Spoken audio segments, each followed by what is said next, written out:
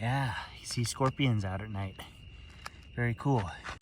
I'm at the lower Rubio Canyon waterfalls, and I was actually here pretty recently, maybe a week or two ago, but I decided to come back. It wasn't really what I was planning on this evening. I kind of got really focused on some work I was doing. I had somewhere else in mind, which I'll go to soon. But yeah, anyways, here at night, haven't really seen a ton of wildlife yet, but there is a nice little pool, so I'll probably just soak in that for a couple of minutes and tell you all a story. What I've done so far is, the car crash, bears, mountain lions, and not too many other large predators around here, or at least on land. And so I was thinking maybe something supernatural, but looking back on it, I don't really have a lot of experiences that could be classified as that, maybe one or two from like when I was a kid or something, or really young, but who knows? So I was looking at some old photos, and there's a lot that I actually used to do before I started posting YouTube videos, and one of those is, really pretty long excursions. So I guess that's not completely true. On the weekend I did maybe between 16 and 20 miles. I went back and forth with this SB hot springs a bunch, so arguably 20. But yeah, I think the longest excursion I've done on this channel is a little over 28 miles. That was on accident to, Big Caliente, and then I missed the route back up, so I stopped by Little Caliente Hot Springs. That was about 20, but yeah, I was like, 28. But yeah, I was looking through some old photos, and I thought I'd maybe tell you all about maybe two of the pretty long ones that I saved photos for, and then some maybe, plans for the future of this channel. All right. So one of the first really long ones I did was, I guess both of these will be when I was living out in Santa Barbara. I was living out kind of near the mesa, renting a room from this lady named Belinda, a really sweet lady. She lived on the street kind of below the mesa, but close to the city college. And I decided I'd try to do a 50-mile run.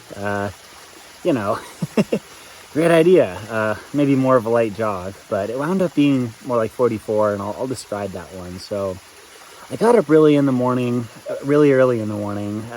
maybe like 2 or 3 or something, and I started jogging through downtown Santa Barbara, kind of towards Goleta, and eventually I took the old San Marcos Road and Painted Cave out to the Camino Cielo, the ridge. And I don't normally include Native American artwork here, but this is definitely a known spot, and there's a gate on it. It was vandalized, so there is a pretty cool painted cave you can visit, and I will share that location. There are a lot that I will not share.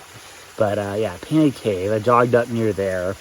And yeah, I went past this really cool spot called Knapp's Castle and took a trail down to the San Ynez River called the Snyder Trail. And then I went up the Paradise Road just a little ways to this Sage Hill campground. I think I have a nice picture of me like eating a little piece of cheese in this bison bar.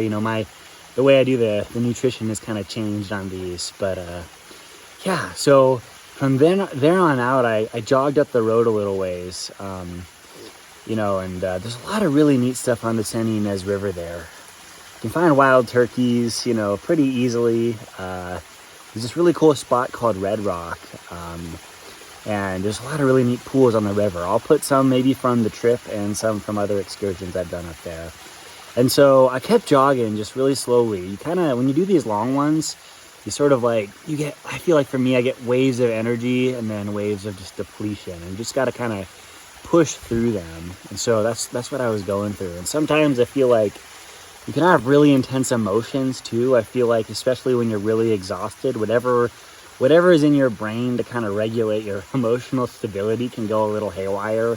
And it's weird if you don't know that, but once you recognize that, you'll feel the intensity, but then you'll sort of understand, like, okay, yeah, I remember this. This happens when I really push myself. So yeah. Anyways, I did that past the Gibraltar mine. It was autumn, So, you know, I think you could maybe see the reservoir a little bit. It was low, but the Sunbird Mine, very beautiful spot. I've done a video on it. I did it a while back, but gorgeous area. And you get out to kind of where, you know, the Mono Jungle is. Another really gorgeous spot. I may do a video on that, but a lot of the leaves were kind of dying. You know, it was kind of like when the leaves die, they kind of provide nutrients to the ground, the whole cycle of life type thing. It was just really, really epic. And I had this like weird song in my head. I think it's like that. It wasn't, I don't listen to a whole ton of rap. I like it, but there was this one by Kendrick Lamar. It's like Cartoons and Cereal or something. I was raised in a sand, you know, I had that stuck in my head for a good part of it. It was really weird. But yeah, so at the Forbush Trail, I took the route up and got up to Camino Cielo. And as I jogged down Cold Springs Trail.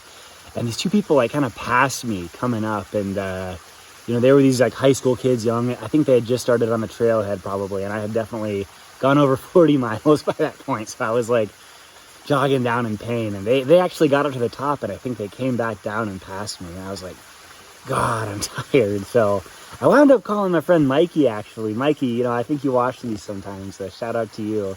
At 44 miles at the trailhead, I just was like, nope, you know, I'm done. I really don't want to do 6 more miles. So I gave up. You know, I feel like for some of these longer excursions, I may just give up. You know, it's just like, I got to do them in the middle of nowhere, or else it's like, oh, you know, like, you know, why the hell would you run 50 miles? I'm not, you know, David Goggins or something like that. But yeah, that was one of them. So number 2, I think is another pretty neat one. I did the same thing in the beginning, except for after going up Old San Marcos, I cut across the 154. I'm not even sure I was supposed to do that, but I did that, and went up West Camino Cielo, you know, and this was also a very intense one. This was more like 40 miles, but I ran from like the Santa Barbara City College to the YMCA. I was recording my distances, so it's about 40. It might say 38 on Google. I wasn't doing everything perfect, but you know, who knows? Google might not be perfect either. But so yeah, I was running up there along the ridge line, and I'm not going to go through like the entire run like I did this other one. It was a little, you know, it was also intense, but there were parts where I would see the clouds parting on that ridge line, and oh my God, it was gorgeous. I ran down to, you know, Refugio Pass and took that dirt road, and I just followed it up to the YMCA in Santa Ynez, and I had a family member there to pick me up. So that was nice. But yeah, thinking about these, you know, I've done some long ones. There's been one that I've wanting to do, and the idea would be to maybe start, you know, do it on the Santa Ynez River up to its headwaters and back down. And the way I would do it is start at kind of near the first crossing. There's a first creek crossing. It's a spot you can park before the fee area, so I could do that.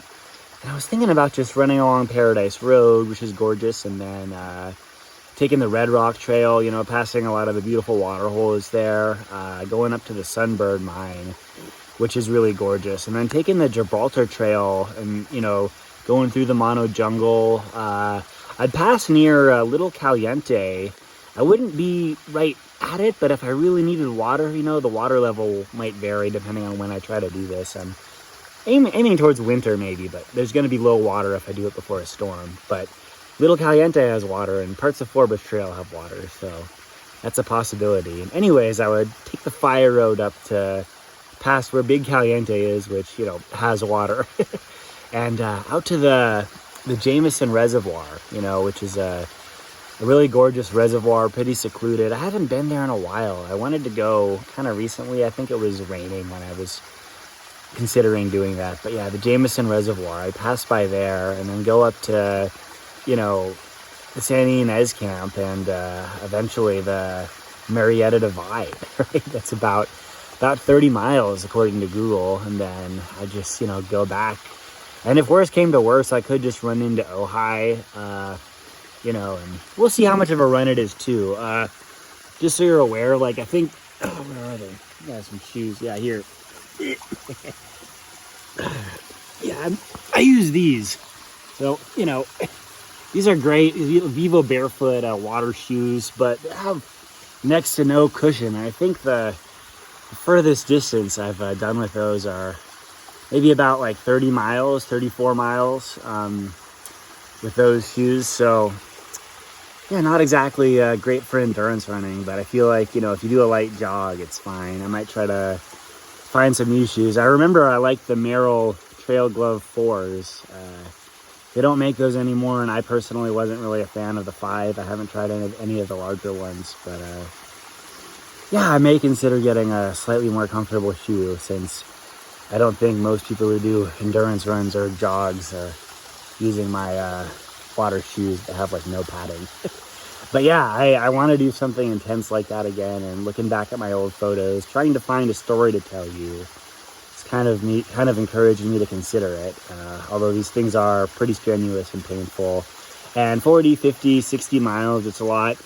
It is a lot harder than I think 30 miles, or a little more than 30 miles. So you need to have the food, obviously purification. You need to know where you are. It's good to have water. And yeah, this isn't like a channel where I'm going to join like some race that has a bunch of aid stations. So, that's not really something that I do personally, although I respect it. It's obviously challenging regardless of how you do this. It's just, this is more of like a, let's go out in the wild, kind of channel. So, and that's kind of more how I am too. I feel a little weird doing a big long race with like a bunch of people personally. It just wouldn't really feel the same to me, but I don't know. So maybe I'll do something like that. If I do, I would like it to be in the winter, because the water level gets pretty high, but it could be in the spring. I just need to make time for it. That's the thing. So we'll see what happens. Anyways, yeah. These tadpoles are pretty cool. I really wish I had brought my waterproof case here, It doesn't hurt to just have it on hand. Anyways, I think I'm gonna make my way back. There's Los Angeles. Very beautiful view on my way back from Rubio Canyon.